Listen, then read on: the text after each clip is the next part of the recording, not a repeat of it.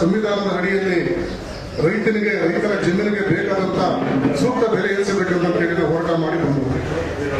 BDA ಕಚೇರಿ ಮುಂದೆ ಪರ್ಕೆ ಚಳವಳಿ, ತಮಟೆ ಚಳವಳಿ, ಆಹಾರ ಧರಣಿ ಮತ್ತೆ ಬೀಗ ಹಾಕಿ ಅವರಿಗೆ ಹೆಚ್ಚು ಮಾಡಿರ್ತಕ್ಕಂಥ ಎಲ್ಲಾ ಹೋರಾಟಗಳನ್ನ ನಾವು ನಿರಂತರವಾಗಿ ಮಾಡ್ತಾ ಬಂದ್ವಿ.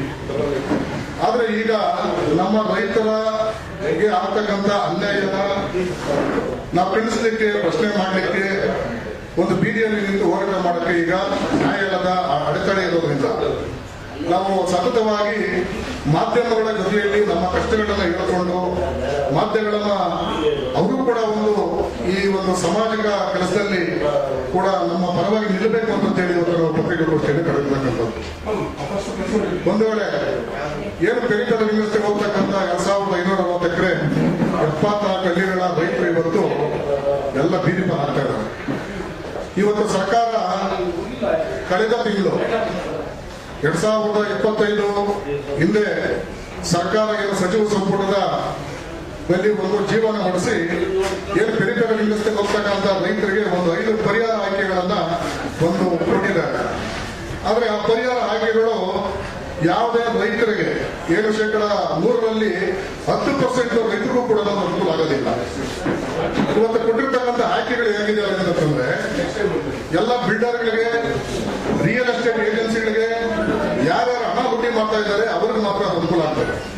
ಯಾಕಂತಂದ್ರೆ ನಾವು ಈ ಬೆಂಗಳೂರು ಭಾಗದ ರೈತರಾಗಿ, ರೈತರ ಮುಖಂಡರುಗಳಾಗಿ ನಾವು ನಿರಂತರವಾಗಿ ಸರ್ಕಾರಗಳ ಜೊತೆ ನಾವು ಹೋರಾಟಗಳು ಮಾಡಿ ಮನವಿ ಕೊಟ್ಟು ಬಂದರೂ ಕೂಡ ನಾವು ಇವತ್ತು ಸರ್ಕಾರ ಪೆರಿಫೆರಲ್ ವ್ಯವಸ್ಥೆ ಅಂತ ಏನು ಮೂಲ ಯೋಜನೆ ಇತ್ತು ಅದನ್ನು ತಿರುಚಿ ಎಸೆನ್ಷಿಯಲ್ ಅಂತ ಅನ್ನೋದು ಏನಿತ್ತು ಅದನ್ನ ತಿರುಸಿ ಬಿಬಿಸಿ ಅಂತ ಹೇಳಿ ಮರು ನಾಮಕರಣ ಮಾಡಿ ಇವತ್ತು ಬಿಬಿಸಿ ಹೆಸರಿನಲ್ಲಿ ಇವತ್ತು ಎಸೆನ್ಷಿಯಲ್ ನಮಗೆ ಕಾಣ್ತಾ ಇಲ್ಲ.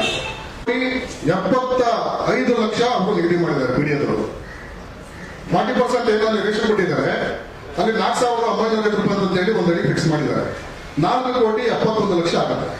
ಆದ್ರೆ ಇವರು ಫಿಕ್ಸ್ ಮಾಡಿರ್ತಕ್ಕಂಥದ್ದೇನು, ಆ ಬ್ಯಾಲ್ಕೆರೆ ಗ್ರಾಮಕ್ಕೆ 3,30,00,000 ಸಂಧಾನಿತ ಮೊತ್ತ ಅಂತ ಹೇಳಿ ಫಿಕ್ಸ್ ಮಾಡಿದ್ದಾರೆ. ಇದು ಯಾವ ನ್ಯಾಯ? ಆದ್ರೆ ರೈತರ ಜೊತೆ ಬೇಕಾಗ್ತಕ್ಕಂಥವ್ರಿಗೆ 3,30,00,000, ಅದೇ ಬಿಡಿದಾರು ಏನು 40% ಕೊಟ್ಟಿರ್ತಕ್ಕಂಥ ರೈತರ ಜಮೀನಿಗೆ ಮತ್ತೆ ಬೇರೆಯವರಿಗೆ ಅವರು ಬೆಲೆ ಫಿಕ್ಸ್ ಮಾಡಿರ್ತಕ್ಕಂಥದ್ದು 4,900 ರೂಪಾಯಿ.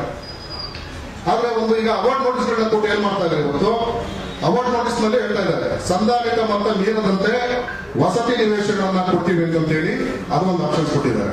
ಇದು ಯಾವ ನ್ಯಾಯ? ಎಲ್ಲಿದೆ ಕಾನೂನು? ಮತ್ತೆ 3ನೇದಾಗಿ TDR FIR ಅಂತಕ್ಕಂಥದ್ದು ಯಾವುದೇ ರೈತರಿಗೆ 10% ರೈತರಿಗೂ ಕೂಡ ಅನುಕೂಲ ಆಗೋದಿಲ್ಲ.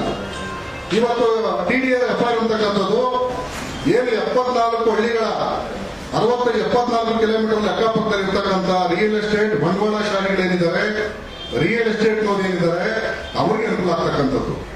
ಯಾರು ಅನುಕೂಲ ಆಗುತ್ತೆ TDR FIR ಅಂತಕ್ಕಂಥದ್ದು? ಇದನ್ನು ನಾವು ಪ್ರಶ್ನೆ ಮಾಡಿದ್ರೆ ಯಾರು ಕೂಡ ನಾವು ಸರ್ಕಾರ ಇದನ್ನು ಕೇಳೋದಿಲ್ಲ. ಮತ್ತೆ ಇನ್ನೊಂದು 100 ಮೀಟರ್ ಬರುತ್ತೆ, ಏನು ಪೆರಿಫೆರಲ್ ವ್ಯವಸ್ಥೆ 100 ಮೀಟರ್ ಅಗಲದಲ್ಲಿ 60 ಮೀಟರ್ ರಸ್ತೆ ಮಾಡ್ತೀನಿ ಅಂತ ಹೇಳ್ತಾರೆ, 65 ಮೀಟರ್. ಇನ್ನು 35 ಮೀಟರ್ ಅಲ್ಲಿ 35% ವಾಣಿಜ್ಯ ಭೂಮಿ ಕೊಡ್ತೀನಿ ಅಂತ ಹೇಳ್ತಾ ಇದ್ದಾರೆ. ಎಲ್ಲಿ ಕೊಡ್ತಾ ಇದ್ದಾರೆ ಸ್ವಾಮಿ? ಏನು 60 ಮೀಟರ್ ಮಾಡ್ತಕ್ಕಂಥದ್ದು ಉಚಿತವಾಗಿ ಕೊಡ್ಬೇಕು ನಾವು. ನೋಡಿ, ನಮ್ಮ ಪಿತ್ರಾರ್ಜಿತ ಜಮೀನುಗಳು ಕಷ್ಟ ಬಿದ್ದು ದುಡಿದು ನಾವು ಬೆಳೆದು ಉಳಿಸ್ಕೊಂಡಿರ್ತಕ್ಕಂಥ ಈ ಜಮೀನುಗಳನ್ನ 60 ಮೀಟರ್ ಹೋಗ್ತಕ್ಕಂಥ ರಸ್ತೆಗೆ ಕೊಟ್ಟಿರ್ತಕ್ಕಂಥ